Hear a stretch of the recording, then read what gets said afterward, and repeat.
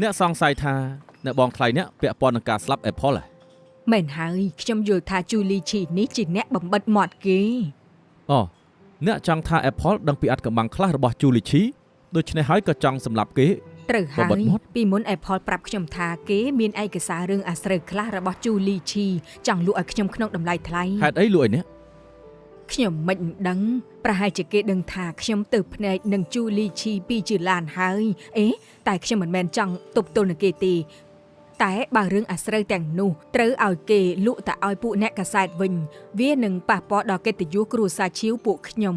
ដូច្នេះក៏ចង់ទិញមកវិញក្នុងតម្លៃថ្លៃទៅអញ្ចឹងថ្ងៃ Apple កើតរឿងអ្នកណាត់គេដោះដូរគ្នាមិនទាន់បានជួបគេផងគេក៏ធ្លាក់ស្លាប់លោកលីវច្បាស់ជាគេដឹងថា Apple ចង់លក់រឿងអាស្រូវឲ្យខ្ញុំក៏ឆ្លៀតឱកាសបំបិតមាត់មុនទៅលោកឆាប់ទៅចាប់ Julie Chi ទៅចុះថ្ងៃនោះខ្ញុំសួរអ្នកពាក់ព័ន្ធនឹងរឿង Apple មិនក៏អ្នកមិនប្រាប់ខ្ញុំតែម្ដងទៅខ្ញុំខ្លាចបើប្តីខ្ញុំដឹងថាខ្ញុំស្គាល់មនុស្សអញ្ចឹងគាត់ច្បាស់ជាមិនពេញចិនតែពេលនៅផ្ទះគិតចុះគិតឡើងគិតថាมันអាចធ្វើអញ្ចឹងបានព្រោះពួកខ្ញុំជាពលរដ្ឋល្អមិននឹងអាចដឹងរឿងហើយមិនប្រាប់ទៅដូច្នេះក៏ណាត់លោកមកប្រាប់គ្រប់យ៉ាងនៅថ្ងៃនេះទៅមានរឿងចម្លែកមួយអ្នកថា Apple មានរឿងអាស្រូវរបស់អ្នកបងថ្លៃអ្នកចុះហេតុអីគេមិនលក់ឲ្យអ្នកបងថ្លៃអ្នកតែម្ដងទៅមិនបានជាលក់ឲ្យអ្នកទៅវិញខ្ញុំមិនដឹងទេប្រហែលជា Apple គំរាមគេដូច្នេះគេក៏ចាត់ការបំបិតមាត់គេមុនទៅត្រូវហើយគឺ Julie Chi ជាអ្នកបំបិតមាត់គេឆាប់ទៅចាប់ Julie Chi ទៅអ្នកសិល្បៈប្រមាណអ្នកក្នុងក្រុមហ៊ុន Apple រូបរាង Fayon ល្អជាងគេខ្ញុំចង់ឲ្យគេរ៉ាប់រងក្នុងផ្នែកច្រៀងរាំឯពីរអ្នកទៀតនិយាយបានល្អធ្វើតាមនាងចុះគំនិតល្អនីគីម៉ាដាមដែលធ្លាប់មកពីមុនថាមានការចង់រកនាងអ្នកស្រីឈីវពាក់ព័ន្ធនឹងរឿងក្តីធ្លាក់ស្លាប់របស់ Apple Lee ពេលនេះប៉ូលីសមានការប្រទះឃើញថ្មីចង់អញ្ជើញអ្នកទៅសហការស៊ើបអង្កេតហេតុអីត្រូវទៅសហការជាមួយនាងវិញបញ្ហាពាក់ព័ន្ធនឹងរឿងក្តីមិនអាចបង្ហាប់បាននោះទេនីគីកុំបារម្ភអីចាំខ្ញុំទេរកកាយជីនសរុបទៅមុនពេលគេទៅដល់ស្អីក៏កុំនិយាយដែរ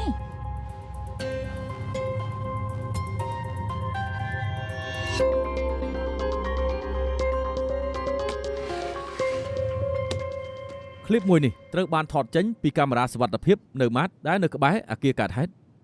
អីក៏អ្នកស្រីឈីវចៃដន្យលេចមុខនៅកន្លែងនោះទៅវិញអ្នកស្រីឈីវថ្ងៃនោះខ្ញុំណាត់ Apple ជួបគ្នានៅហាងអាហារ Penthouse មិនស្មានថាពេលដល់ជាន់ក្រោមគេក៏ធ្លាក់ចុះមកទៅហើយចុះហេតុអីពីមុនមិនប្រាប់ពួកខ្ញុំបើអ្នកស្រីឈីវមិនចង់និយាយទេមិនបាច់និយាយក៏បានមិនអីទេព្រោះគ្មានអាចកម្បាំងជារៀងរហូតទេថ្ងៃនោះ Apple ណាត់ខ្ញុំចេញទៅថាចង់លក់ឯកសាររឿងអាស្រូវខ្ញុំខ្លះឲ្យខ្ញុំក្នុងតម្លៃខ្ពស់អាចប្រាប់ថារឿងអាស្រូវអីបានដែរទេខ្ញុំមិនដឹងខ្ញុំមិនជឿថាខ្ញុំមានរឿងអាស្រូវអីនៅក្នុងដៃ Apple ទេអញ្ចឹងទើបខ្ញុំព្រមទៅចង់សួរគេឲ្យច្បាស់ថាគេចង់យ៉ាងម៉េចអញ្ចឹងមុនពេលដែល Apple ធ្លាក់ចុះមកពួកនាងមានបានជួបគ្នាដែរទេលោកលាវឃ្លីបមិញនេះបញ្ជាក់ថាអ្នកស្រីឈីវទៅកន្លែងកើតហេតុគាត់ក៏ទទួលដែរមិនបញ្ជាក់ថាគាត់ពាក់ព័ន្ធនឹងការស្លាប់របស់ Apple ទេខ្ញុំដឹងចុះនាងមានដឹងថាមុនពេលដែល Apple ស្លាប់គេមានសត្រូវឬក៏ជាពាក់លុយអីគេដែរទេខ្ញុំគ្រាន់តែដឹងថា Apple ចូលចិត្តលេងល្បែងនិងលេងហ៊ុនម្យ៉ាងខាត់លុយច្រើនទៀតប្រហែលជាគេលេងហ៊ុនចាញ់អស់ផ្លូវដើរជំពាក់បំណុលគេច្រើនក៏ចង់រលែកគំរាមខ្ញុំរលុយខ្លះនៅមានរឿងមួយទៀតដែលខ្ញុំមិនបានប្រាំនៅថ្ងៃកើតហេតុប្អូនថ្លៃខ្ញុំតាឈីធីងក៏នៅដែររឿងនេះប្អូនថ្លៃនាងក៏បានទទួលស្គាល់ដោយផ្ទាល់ដែរគេថាថ្ងៃនោះទៅទីនោះព្រោះតែ Apple ចង់លក់រឿងអាស្រូវរបស់នាងឲ្យគេដែរអញ្ចឹង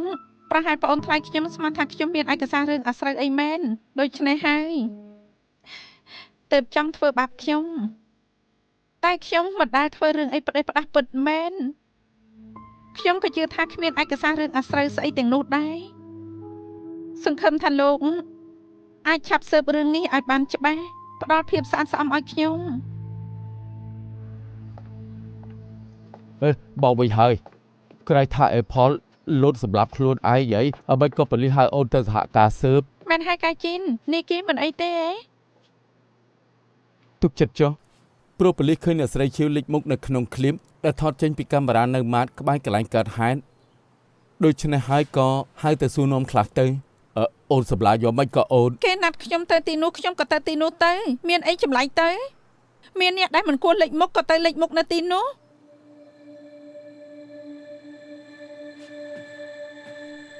លោកលាវថាឯងក៏លេចមុខនៅកន្លែងកើតហេតុដែរ ខ្ញុំក៏ដូចបងអញ្ចឹង Apple នោះណាត់ខ្ញុំក៏ទៅទីនោះដែរទៅមានអីចម្លែក ចុះហេតុអីឯងប្តឹងថាខ្ញុំសម្លាប់ Apple ទៅវិញ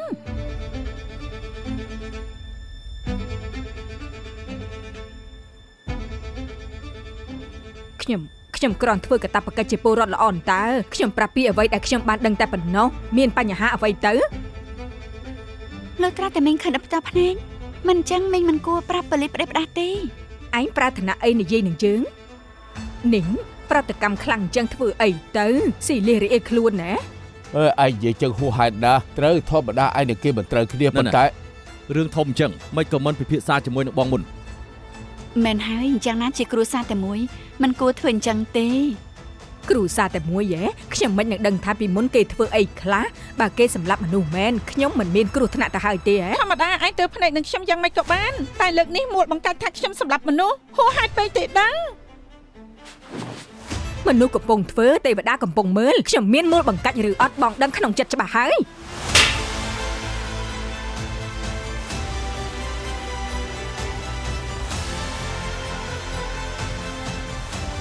អូនបាទហើយបាទ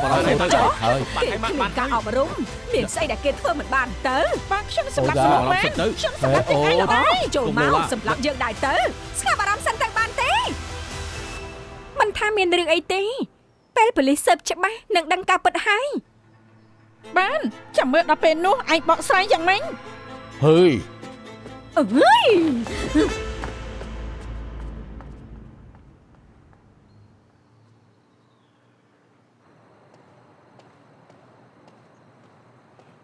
កាជីន មានការអី លោកដឹងរឿងនេះគេច្រើនប៉ុណ្ណាទេ ពេលនេះខ្ញុំជំរាបទ្វីតំណាងឲ្យអ្នកស្រីឈៀវនាងគួរតែដឹងវិន័យហើយ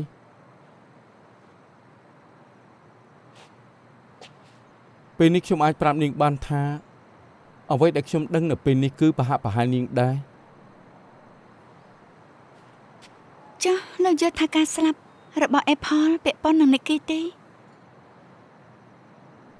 បើអ្នកស្រីឈៀវស្គាល់អ្នកស្លាប់ហើយលេចមុខនៅកន្លែងកើតហេតុនោះច្បាស់ជាមានការសង្ស័យតែมันអាចបញ្ជាក់ថាគេមានការពាក់ព័ន្ធដោយត្រង់នោះទេ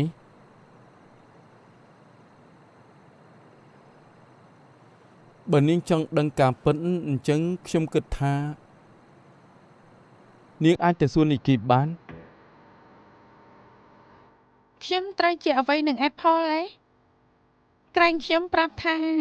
ខ្ញុំនឹងគេធ្លាប់ដើរម៉ូតជាមួយគ្នាពេលចូលវិស័យដំបូងឯង Challenge ឯងចង់សួរអី នាងគ្មានរឿងលាក់នឹងពួកខ្ញុំមែនទេ ខ្ញុំក៏ប្រាប់ប៉ូលីសអញ្ចឹងដែរមិននឹងអាចមានអីលាក់បាំងនឹងពួកឯងថ្ងៃ Apple ធ្លាក់ស្លាប់ខ្ញុំមិនបានជួបគេមែនឯងមិនមែនសង្ស័យថាខ្ញុំជាឃាតករសម្រាប់ Apple ដូចជាធីងនោះដែរទេដឹង ខ្ញុំមិនបានសង្ស័យតែក៏មិនបានន័យថាជឿជាក់ដែរខ្ញុំជឿតែកសែភ្នែកតែទេតែយល់ថាគាត់រើមនុស្សមិនខុស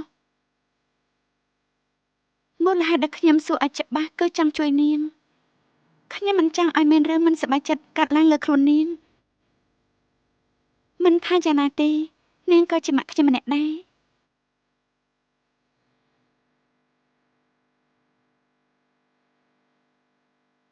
ទុកចិត្តចុះថ្មីត្បិតពេលនេះខ្ញុំមិនទាន់អាចនិយាយគ្រប់រឿងចេញបានតែខ្ញុំសូមធានាខ្ញុំមិនបានសម្លាប់មនុស្សទេ តាមតម្រុយដែលអ្នកស្រីជូលីឈីបានផ្ដល់ឲ្យ ពួកយើងក៏ចាប់ផ្ដើមស៊ើបអង្កេតពីខាងកម្ចីការប្រាក់ខ្ពស់ទីបំផុតក៏រកឃើញឃ្លីបកាមេរ៉ាក្នុងហាង Penthouse នៅក្នុងអគារនោះបានបញ្ជាក់ថាថ្ងៃនោះ Apple បានចូលទៅក្នុងហាងជឿថាគួរតែណាត់អ្នកស្រីឈៀវទាំងពីរជួបគ្នាមុននឹងក្រោយនៅទីនោះក្រោយមកគេក៏បានចាក់ចេញពីហាងដើម្បីទទួលទូរស័ព្ទតាមសម្ដីអ្នកកម្ចីការប្រាក់ខ្ពស់ដែលពួកយើងរកឃើញបានប្រាប់ថា Apple ព្រោះតែលេងភាគហ៊ុនខាតលុយច្រើនថ្ងៃនោះត្រូវពួកគេរកឃើញក៏តែទូរស័ព្ទឲ្យឡើងទៅលើដំបូលនិយាយគ្នាតែស្មានមិនដល់ថាការរឿងចៃដន្យ បានន័យថា Apple កាត់ការបតាយបតាប់នឹងអ្នកកម្ចីការប្រាក់ខ្ពស់ហើយមិនប្រយ័ត្នក៏ធ្លាក់ចុះមកក្រោមទេ តាមដឹង Apple ស្នើសុំពេលមួយថ្ងៃទៀតថា2ថ្ងៃទៀតទើបសងលុយប្រហែលជាគេគិតថាអ្នកស្រីឈៀវទាំងពីរអាចទិញឯកសាររឿងអាស្រូវរបស់គេតែពួកអ្នកកម្ចីការប្រាក់មិនព្រមលែងគេចង់ចាប់ទៅវិញជួបលបងធំក្រោយពេលបតាយបតប់គ្នាក៏កើតរឿងទៅម្យ៉ាងពិនិត្យឃើញកញ្ចៅដៃ Apple នៅតាមបង្កាន់ដៃដែលឡើងទៅលើដំបូលហើយម្យ៉ាងទៀតក៏ឃើញមានស្នាមបតាយបតប់គ្នា បើ Apple ណាត់អ្នកស្រីឈៀវទាំងពីរចេញមកចង់លក់ឯកសាររឿងអាស្រូវឲ្យពួកគេចង់មានឃើញអីលើខ្លួនគេទី នៅលើខ្លួន Apple និងនៅក្នុងទូរស័ព្ទនិងនៅផ្ទះគេគឺគ្មានឯកសាររឿងអាស្រូវអីនោះទេប្រហែលជាជូលីឈីនិយាយត្រូវគឺ Apple កុហកពួកគេដើម្បីបោកពួកគេ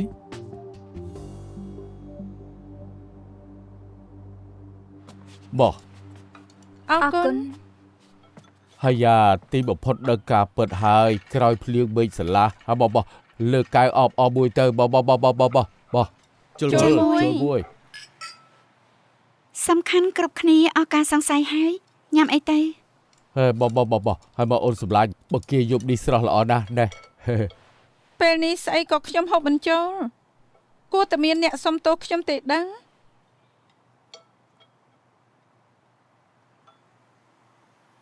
ទឹកចិត្តចោះមីងថ្លៃត្រឹមត្រូវតាំងពីដើមច្បាស់ជារ៉ាប់រងនៅអ្វីដែលខ្លួនឯងបានធ្វើ ខ្ញុំគ្រាន់តែសហការនឹងប៉ូលីសប៉ុណ្ណោះជឿថងឯងជាមេធាវីថាទៅម៉ាក់ធំធ្វើអីខុស មិនហើយជាថងម៉ាក់ធំឯងមួលបង្កាច់ខ្ញុំដោយគ្មានផុសតាងខ្ញុំអាចប្តឹងគេពីការធ្វើឲ្យខ្ញុំបាត់បង់គេឈ្មោះនិងខូចស្មារតីមែនទេ នេះគេគ្រួសារតែមួយតើចាំបាច់ប្រកាសធ្វើអី មែនហើយយល់ច្រឡំមួយពេលតើឈួតហើយហ៎ ខ្ញុំក៏ច្រឡំដៃដែរឯងកុំប្រកាន់នឹងខ្ញុំអីប្អូនថ្លៃ ឯង ក៏ត្រូវគេមួលបង្កាច់ថាសម្រាប់មនុស្សឆេវឆាវមួយពេលជារឿងធម្មតានោះទេ លើកមុនគឺអូនខុសសុំទោសគេទៅហើយបញ្ចប់រឿង អ្នកម៉ាក់សុំទោសទៅគ្មានអីធំដុំទេ ឲ្យលឿនឡើង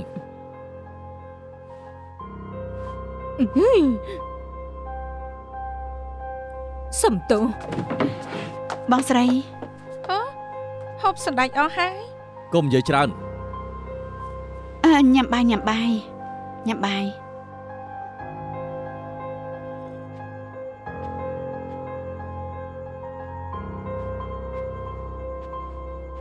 ៉េចលាងស្អាតហើយ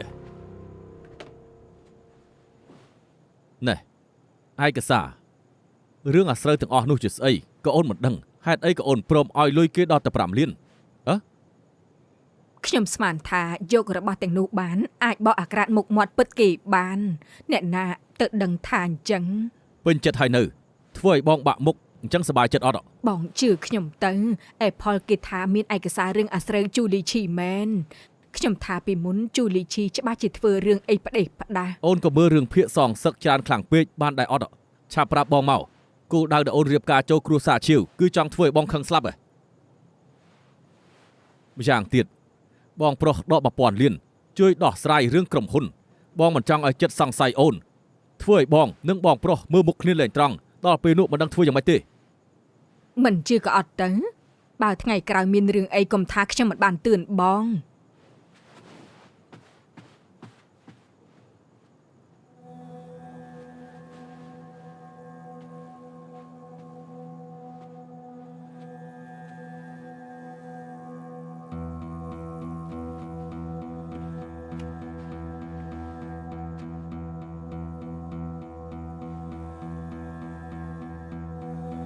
ជា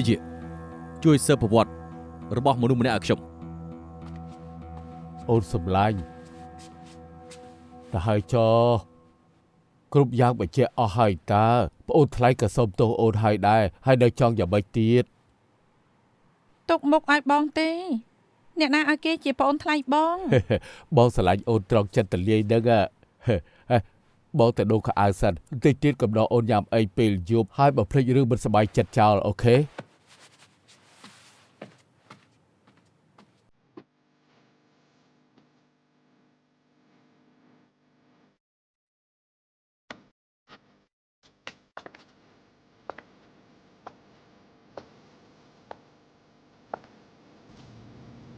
ខ្ញុំសួរឲ្យច្បាស់សិន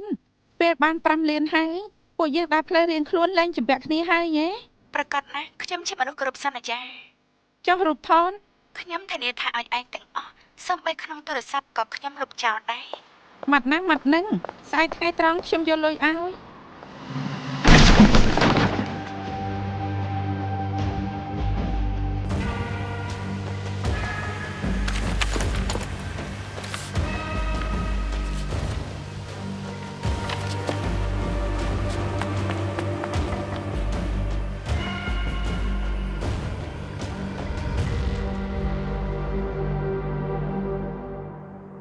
មួយពេលនេះគឺខ្ញុំតំណាងឲ្យសម្ព័ន្ធឈាវអរគុណដែលលោកជួយពួកយើងកុំគួរសមនឹងខ្ញុំ តែទួចនោះទេអញ្ចឹងខ្ញុំមិនគួរសមទេ 2000លានមិនតិចទេសំណាងធនាគារឲ្យកម្ចីលុយខ្លះជឿថាចិត្តឆាប់សងលោកបានទាំងដើមទាំងកាហើយ ខ្ញុំមិនប្រញាប់នោះទេសំខាន់គឺអាចជួយនាងឲ្យរ៉ាប់រងការអភិវឌ្ឍនៅផ្សារជួនស៊ឺទាំងមូលបានតែប៉ុណ្ណោះទេ ម្យ៉ាងទៀតផែនការរបស់សម្ព័ន្ធចៅនិងសម្ព័ន្ធឈាវខ្ញុំក៏ឲ្យម្ចាស់ភាគហ៊ុនមើលដែរឲ្យតែបានឆ្លងផុតនៅការប្រជុំលើកក្រោយប្រកាសជាបានហើយ បើពួកគេមានបញ្ហាអីខ្ញុំអាចបកស្រាយឲ្យស្ដាប់ដោយផ្ទាល់បាន ណែខ្ញុំជា CEO របស់សម្ព័ន្ធចៅការងារធ្ងន់អញ្ចឹងទោះខ្ញុំធ្វើចុះទុកចិត្តចុះគួរតែគ្មានបញ្ហាអីធំដុំទេ មើលទៅខ្ញុំសហការនឹងលោកជាជំរឿនដ៏ត្រឹមត្រូវបំផុត សហការរីករាយ សហការរីករាយ ជា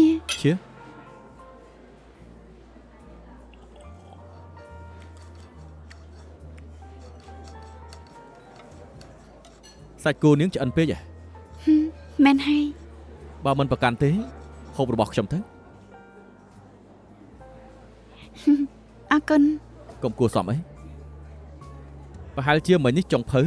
ដេកលក់ឲ្យមើលទៅ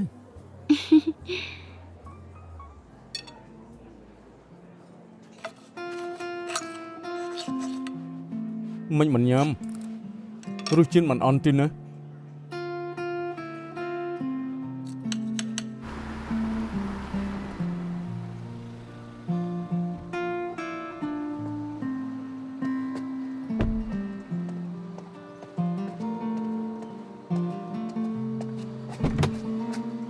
ប្រយ័ត្ន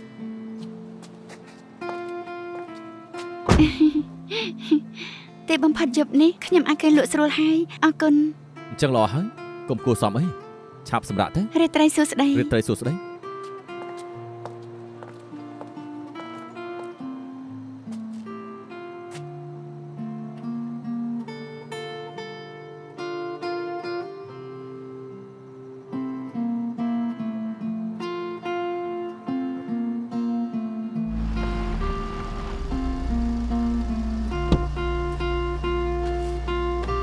ស្អែកជួបគ្នា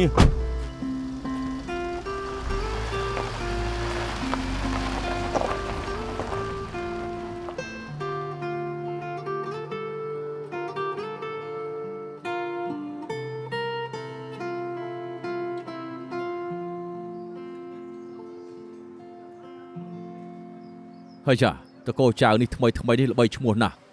ឃើញគេសឹងតែគ្រប់ព័ត៌មាន សូមបីប៉ាក៏ស្គាល់គេអញ្ចឹងមិនធម្មតាទេ ប៉ាបានឮមកថាគេម្នាក់នេះនៅក្មេងសោះតែបានធ្វើជា CEO នៅសម្ព័ន្ធទៅហើយពិតជាវាសមត្ថភាពខ្លាំងណាស់ មានអីអស្ចារ្យគ្រាន់តែកាត់ក្នុងគ្រួសារអ្នកមានតា ធំក្លិនចំណែនគេខ្លាំងណាស់កុំបន្ទោសប៉ាថាបង្កើតឯងមកក្នុងគ្រួសារធម្មតាអីបានទេ ប៉ាឆ្លាតមែនទីត្រូវហើយ កាជីន អូនៅនាងទី ហើយ 2កាហ្វេដូចដើមហ៎ អរគុណ ចាំតិច យ៉ាងម៉េចមកនិយាយការរស់ស៊ីទៀតហើយហ៎ រវល់ក៏ត្រូវសម្រាប់ដែរថ្ងៃនេះខ្ញុំមកហៅលោកកំដរខ្ញុំទៅកម្មវិធី លើកមុនខ្ញុំប្រាប់ច្បាស់ហើយតា លោកមិនទាន់ដឹងថាជាកម្មវិធីអីទេនេះជាកម្មវិធី Of All CEO សម្ព័ន្ធចៅដែលទទួលបានពានសហគ្រិនវ័យក្មេង គេបានរង្វាន់ពាក់ព័ន្ធអីនឹងខ្ញុំ បើខ្ញុំប្រាប់ថាឆាលិតទៅដែរលោកកំដរខ្ញុំទៅទេ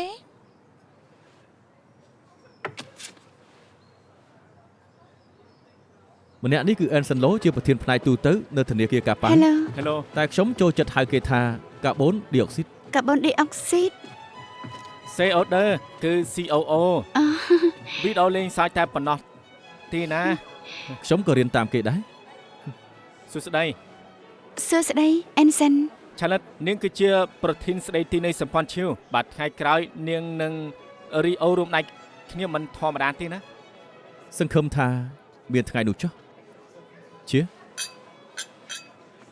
ក្រែងប្រាប់ខ្ញុំថាកុំចេះដឹងរឿងគេតែពេលនេះមកជាមួយខ្ញុំដែរតើតែងខ្លួនសង្ហាទៀតយ៉ាងម៉េចខ្លាចចាញ់គេ ខ្ញុំគោរពកម្មវិធីនេះទី មកតាមខ្ញុំមក កុំផឹកច្រើនអី អរគុណ Hi Rio Hi Challenge Hi Rio ស្គាល់ខ្ញុំទេខ្ញុំជាប្អូនជីដូនមួយ Challenge ស្គាល់ណាណានៅ YNN ម្នាក់នេះគឺកាយជីនគេធំដឹងក្តីជាមួយ Challenge ពួកគេជាមិត្តល្អនឹងគ្នា សួស្តីបើជាមិត្តល្អរបស់ឆាលីតហើយកុំគួរសមអីយប់នេះលេងឲ្យសប្បាយទៅ អរគុណ ពាក្យលោកនេះត្រូវចិត្តខ្ញុំពីដើមមកខ្ញុំមិនដាស់គួរសមជាមួយគេទេ ជុលមួយទៅ អរគុណជា ឈៀ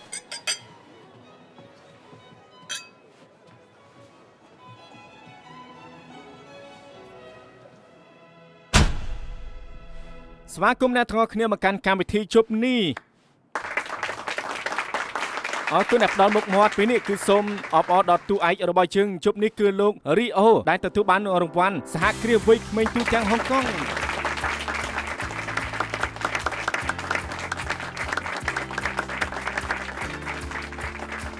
អរគុណគ្រប់គ្នា ដើម្បីឲ្យអ៊ូអរជាងនេះសូមរីអូជ្រើសរើសស្រីសាទម្នាក់នៅក្នុងចំណោមស្រីសាទដែលនៅទីនេះទាំងអស់គ្នាធ្វើជាដៃគូរំជាមួយតើបានដែរទេ មានកម្មវិធីនេះដែរ មានកម្មវិធីសប្បាយត្រូវតែមានគ្រប់គ្នាចង់មើលទេអបអរសាទរ ចា ចង់ជួយរីអូ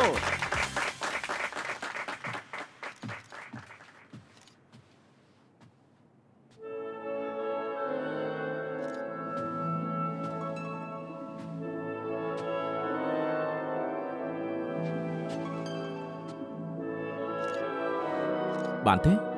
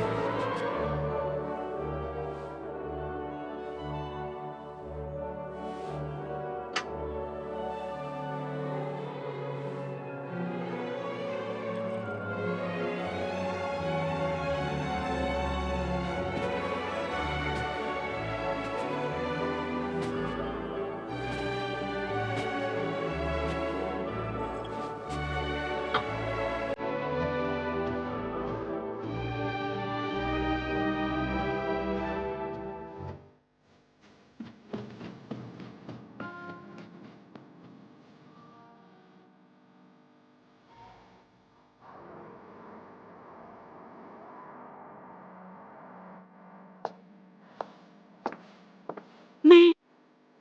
អូយប់នេះអញស្អាតមែន ត្រូវហើយយប់នេះអញទៅកម្មវិធីនឹងរីអូហើយមិនក៏យប់ហើយនៅណាត់ម៉ាក់ចេញមកទៀតមិត្តភក្តិគេសុទ្ធតែអ្នករវល់ស្អែកត្រូវធ្វើការទៀតមិននឹងអញលេងដល់យប់ទៅយ៉ាងម៉េចណាត់ម៉ាក់ចេញមកមិនបាននេះបានតែម៉ាក់មិនជឿថារីអូមិនខាត់ឯងទេមានតែខ្ញុំចង់ចេញមកខ្លួនឯងហេតុអី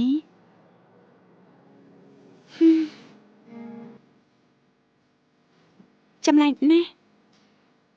មិនមែនរីអូមិនល្អទេស្ទើរតែឥតខ្ចោះតែម្ដងតែមិនដឹងហេតុអីទេ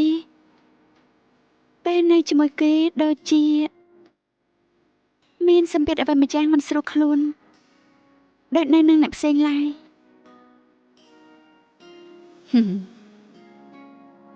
អ្នកផ្សេងដែលឯងថាมันមានតែការជិននោះទៅហើយតាមពិតម៉ាក់មើលដឹងមករហូត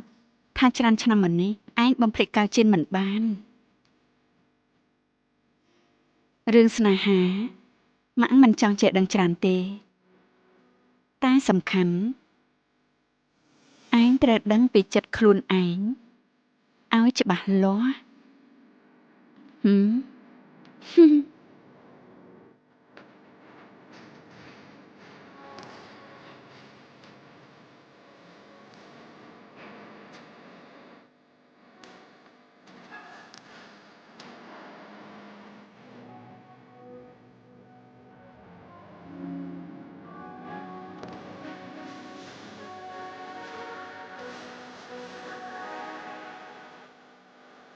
ពីដើមមកខ្ញុំស្រឡាញ់តែឆាលិតម្នាក់គត់មិនដែលប្រែប្រួលទី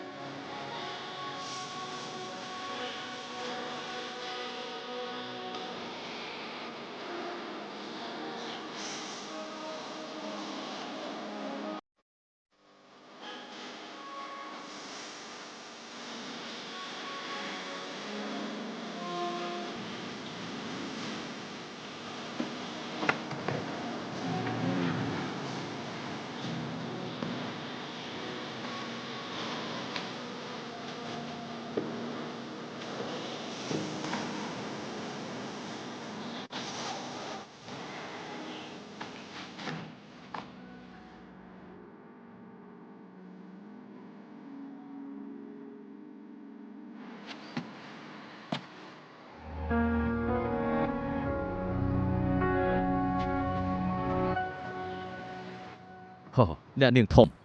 នាងចេះដឹងខាងសុខភាពមែនចេះហាត់ប្រាណរួចទើបបហូបអីពេលព្រឹកពិតជាល្អមែន អរគុណពូឈឹង កុំគួរសមអី ត្រូវហើយមួយថ្ងៃនេះកាយចិនមិនមកញ៉ាំអីពេលព្រឹក គេហើយយ៉ាអាសំអុយនោះយប់មិញខ្ញុំទេទៅគេពេញមួយយប់គេមិនលើកទូរស័ព្ទម្យ៉ាងផ្ញើសារទៅគេក៏គេមិនឆ្លើយតបពេលព្រឹកកាន់តែយ៉ាប់ទៀតបិទទូរស័ព្ទតែម្ដងមិនដឹងថាគេមានរឿងអីទេហើយអូត្រូវហើយខ្ញុំទៅយកកាហ្វេឲ្យនាងសិន អរគុណ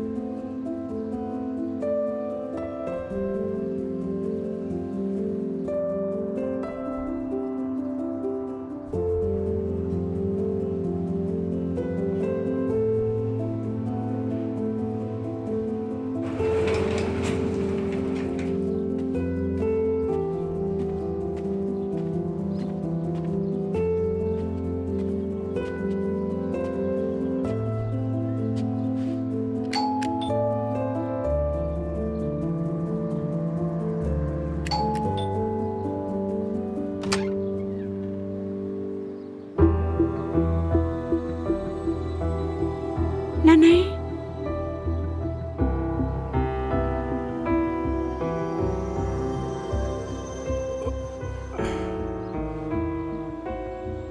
ចាប់មិញអញគេងនៅទីនេះ បងមិនអាចមើលមិនដឹងទេដឹង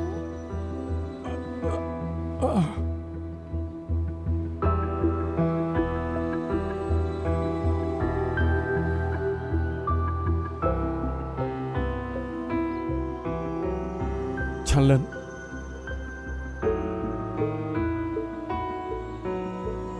ប៉ុនរឿងបន្ទាន់ដែលលោកថាគឺរឿងនេះទេ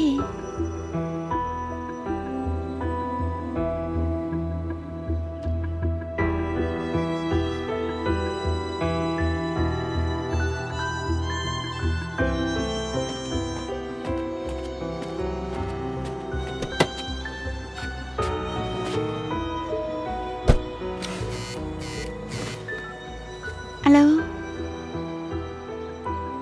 ផ្សារជន់សឺឆេ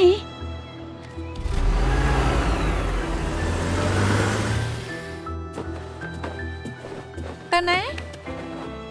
ទៅបកស្រាយប្រាប់ឆលិតឲ្យច្បាស់ បកស្រាយឲ្យច្បាស់ចង់ប្រាប់គេថាម៉េចថាពួកយើងឡើងក្រែងជាមួយគ្នាហ៎ នាងនិយាយអី យ៉ាងម៉េចផ្លេចហើយហ៎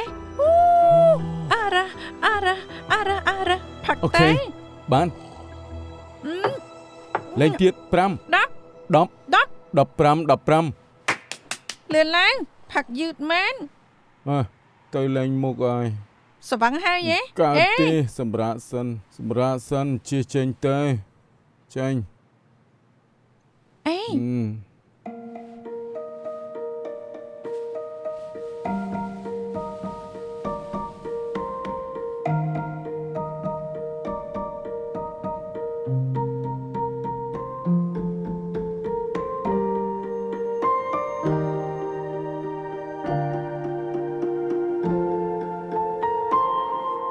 អូយមិនតិចដឹងអី ហើយយ៉ាខ្ញុំមិនចាស់កម្រិលឲ្យលោករ៉ាប់រងទេតែបើលោកចង់រ៉ាប់រងក៏មិនអីដែរ ជប់សិនអត់ទេខ្ញុំទៅបកស្រាយឲ្យច្បាស់សិន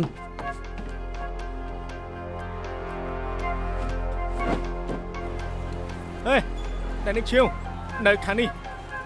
មិនក៏ឆេ អូយមិនច្បាស់ទេត្រូវស៊ើបរួចទៅដឹង ចាំមានអ្នករបួសទេ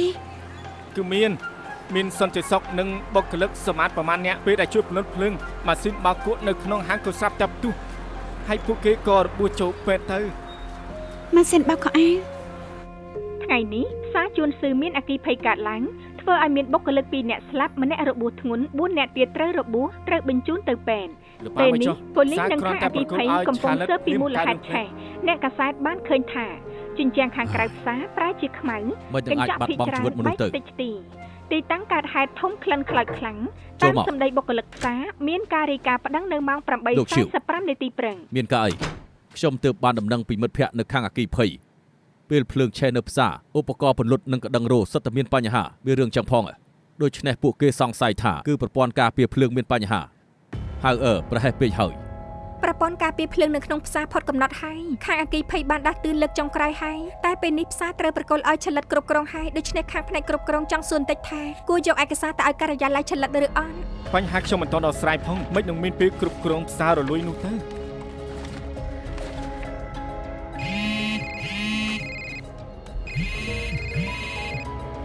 អាឡូជី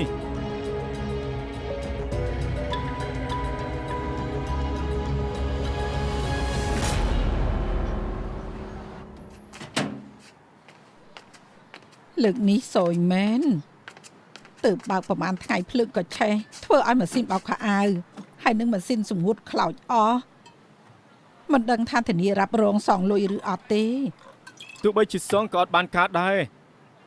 ពេលនេះគឺអស់ម៉ាស៊ីនហើយបាទដល់ពេលឲ្យអវ៉ាន់ទៅសន្តាគារទាំងពីរនៅសម្ព័ន្ធឈឺមិនបានទេច្បាស់ជាត្រូវគេប្តឹងថាក្បត់សន្យា អញ្ចឹងធ្វើម៉េចទៅ មិនដឹងថាធ្វើម៉េចទៅហេលីឈីឯងមកគឺល្អណាស់មកអង្គុយមក លីឈីចង់ផឹកទឹកក្រូចឬកាហ្វេទៅខ្ញុំចង់ផឹកស្មៅសៀគូមានទេ ថ្ងៃនេះមិនក៏ឈឺឆាវម្លេះ ហាងទាំងពីរត្រូវខ្លោចខ្ទេចអស់តើឲ្យខ្ញុំមិនឆេឆាយ៉ាងម៉េចមែនហើយអ្នកណាស្មានថាសយអញ្ចឹងទៅលើកនេះមិនដឹងថាមីងសយឬក៏ខ្ញុំសយទេមូលហេតុឆេះលើកនេះបណ្ដាលមកពីសៀវហ្វៃម៉ាស៊ីនបោកខោអាវនៅក្នុងហាងខ្ញុំដក3លានឲ្យពួកមីងទិញម៉ាស៊ីនពួកមីងទិញម៉ាស៊ីនស្អីមកវិញទៅ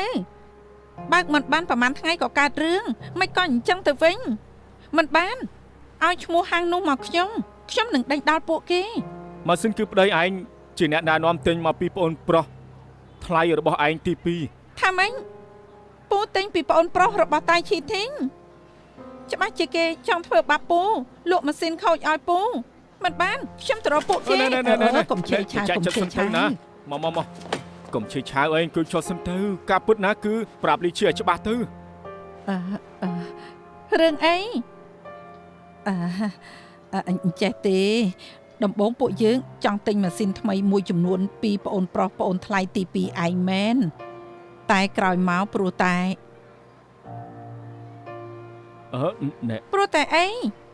កុំប្រាប់ណាថាមីងចង់ចំណេញក៏ទិញម៉ាស៊ីនចាស់មកវិញតម្លៃម៉ាស៊ីនថ្មីនឹងចាំងខុសគ្នាមួយលានណាអ្នកមីងខ្ញុំក៏មិនស្មានកើតរឿងចឹងដែរ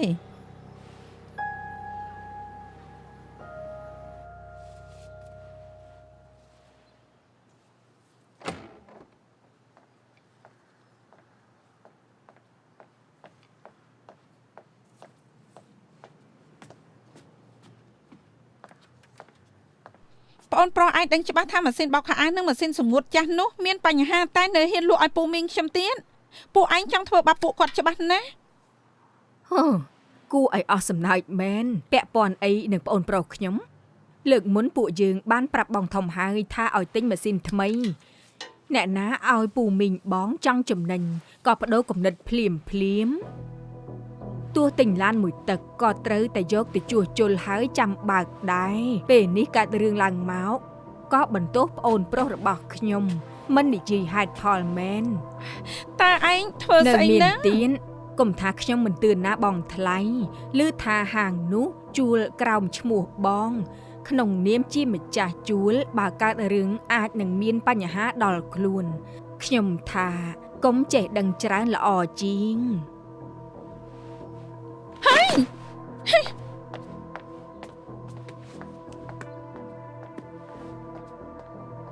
អាឡូប្អូនប្រុសរឿងផ្សារជូនសឺនោះឯងកុំមាត់ច្រើនប្រាប់អ្នកផ្សេងថាឯងយកម៉ាស៊ីនចាស់លក់ឲ្យជូលីឈីណាកុំឲ្យមានបញ្ហាដឹងទេ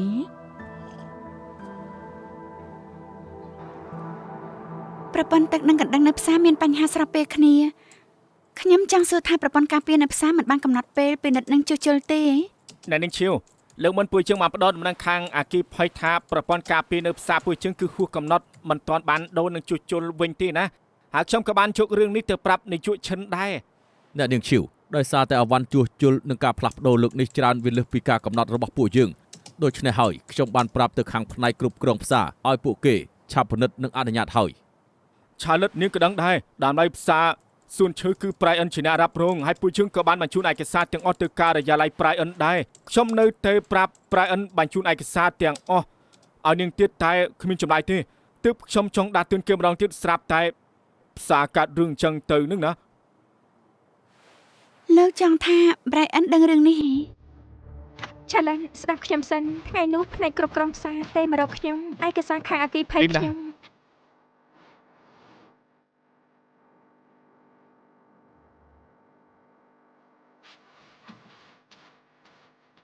ឆាលិតខ្ញុំនឹងថាភ្លឹងឆេងចឹងបងមិនសប្បាយចិត្តទេតែមិនគួរណាបញ្ចេញកំហឹងលើលេខាខ្ញុំឡើយឯងដឹងល្អហើយខ្ញុំចង់សួរថាហេតុអីបានជាមិនយកឯកសារផ្សារជូនសឺបញ្ជូនទៅឲ្យខ្ញុំឲ្យបានលឿនទេពេលនេះមិនត្រឹមតែឆេះផ្សារទេនៅស្រាប់មនុស្សទៀតឆាលិតខ្ញុំថាបងច្រឡំហើយឯកសារនោះចូលមកការិយាល័យខ្ញុំមែនតែខ្ញុំបានជោគទៅការិយាល័យបងដែលផ្ទាល់ហើយឯងយកទៅបន្ទប់ខ្ញុំដោយផ្ទាល់ទេធម្មតាខ្ញុំច្បាស់ជាមិនធ្វើអញ្ចឹងទេតែខ្ញុំមិននឹងថាឯកសារនោះបន្ទាន់ដោយសារលីនដាមិននៅខ្ញុំមានតែយកទៅខ្លួនឯងតែខ្ញុំចាំបានថាពេលនោះគឺបងចេញទៅប្រជុំដូច្នេះក៏ឲ្យអេនេះទៅគេមិនបានឲ្យបងទីមែនទេឯងឲ្យអេនេះមែនហើយពេលនោះនាងចេញទៅក្រៅប្រជុំនឹងគេខ្ញុំក៏យកឯកសារដាក់នៅលើតុហើយសរសេរกระดาษបិទនៅលើនោះទឿននាងឲ្យបញ្ញាប់មើលទៀតតែខ្ញុំមិនចាំថាធ្លាប់ឃើញឯកសារនោះទេលើតុបងមានឯកសារច្រើនប្រហែលជាបញ្ញាប់ទុកទៅម្ខាងនេះជួយរកឲ្យច្បាយនឹងផងទៅ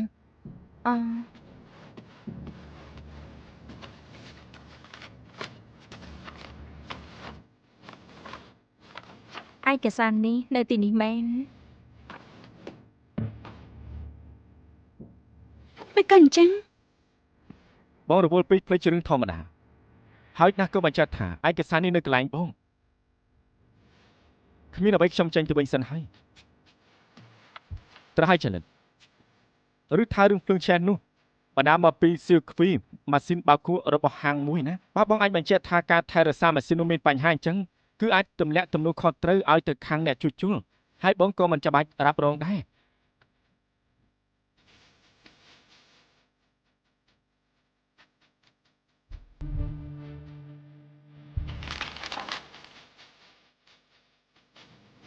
ពូចាខ្ញុំផ្អាកការងារផ្សេងទៀតរបស់សម្ព័ន្ធឈៀវសិនណា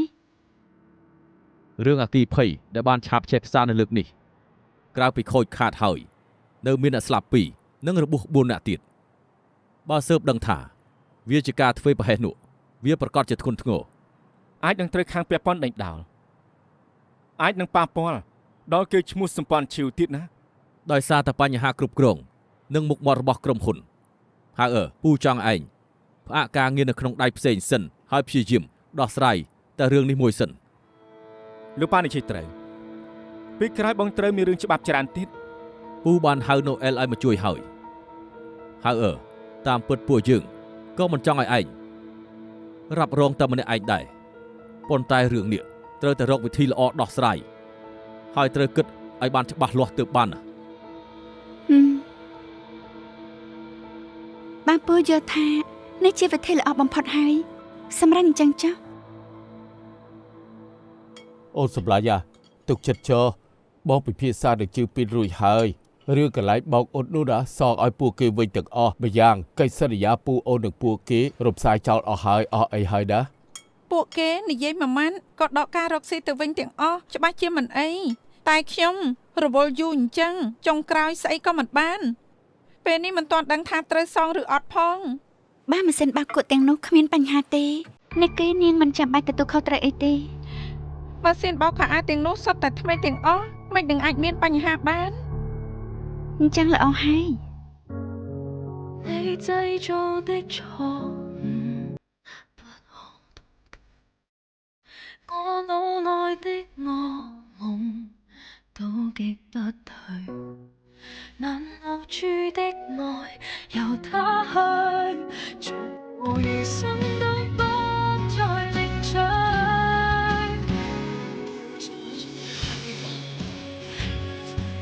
淪為廢墟接受你永遠對視穿